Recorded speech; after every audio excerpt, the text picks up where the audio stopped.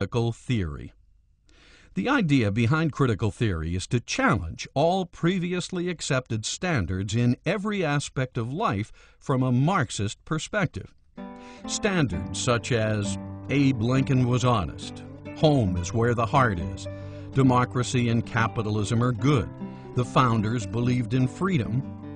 In doing this, every negative thing one could possibly say about America was dredged up, circulated in books, movies, TV, schools, colleges, and even the clergy, so that the youth would be endlessly indoctrinated.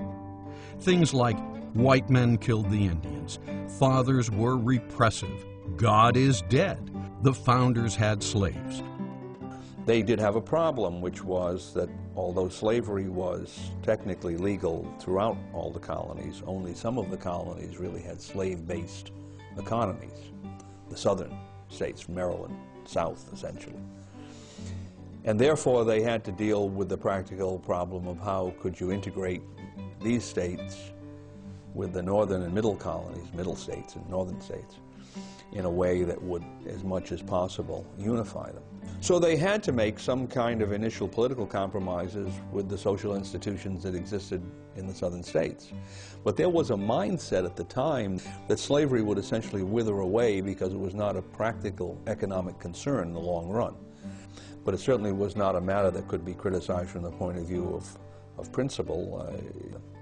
You know, the first principle in the preamble is to create a more perfect union. That was their first goal. But when the consciousness-challenged baby boomers repeatedly heard that the establishment, as they came to refer to it, was a bunch of racist, overly religious, sexually deprived sexists who were xenophobic Indian killers and anti-Semites, they internalized the criticisms. Soon their movies and songs began to reflect these values, spreading them throughout the nation's youth culture. Critical theory was doing its job, especially on people like Charles Manson and John Lennon.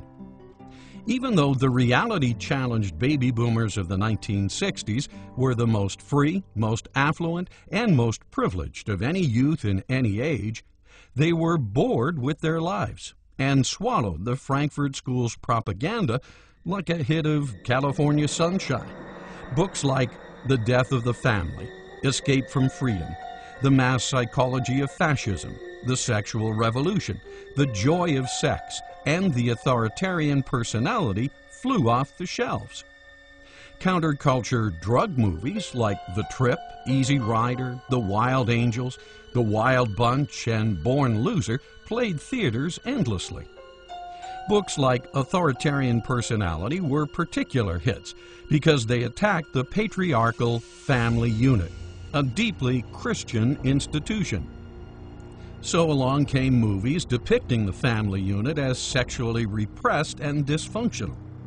Movies like Battle of the Sexes, How to Handle Your Wife, Harold and Maude, The Graduate, Bonnie and Clyde, Carnal Knowledge, Bob and Ted and Carol and Alice, Boys in the Band, The Godfather, and Kramer versus Kramer instilled cultural pessimism about families. The basic unit of a family is where a male as a sex joins with a female as a sex, and they're able to work together to help each other. And by being able to work together to help each other, they perfect each other, they love each other, they care for each other. And in the process, they learn to love and perfect and care for others within the society. They become good citizens because they're good citizens within their own home, and that produces a society that loves each other. Marriage is a particularly Judeo-Christian institution. It was Jesus who instituted one man and one wife forever shall become one flesh. By targeting the family unit, the cultural Marxists knew they could eventually destroy the middle class of the United States. Why? Because the family unit is the basic building block of the middle class. Destroy the middle class, and you eventually destroy the economic engine of the United States. Destroy the economic engine of the U.S. and its political structure, built on capitalism and the Constitution, crumbles. I just recently had some shares stolen from me on the stock market. by our government, who seized 80% of Fannie Mae and Freddie Mac shares. Like, how could this happen? They seized,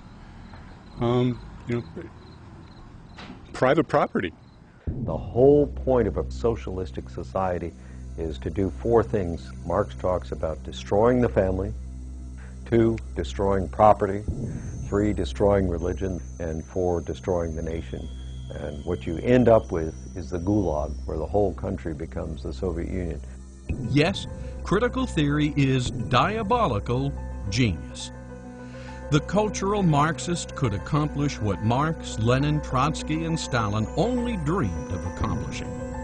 Whereas Lenin, Trotsky, and Stalin took Marx's ideas and delivered the brutal Soviet Union to the world, Gramsci, Lukács, and Marcuse took Marx's ideas and delivered user-friendly cultural Marxism to America. The Supreme Court has been converted into a fighting ally of secularism in the wars against traditionalism in the United States. The Supreme Court has perverted the Constitution. It has usurped power that belongs to the states and imposed secular views and values on the states and on the communities, making decisions that used to be made democratically at the local level.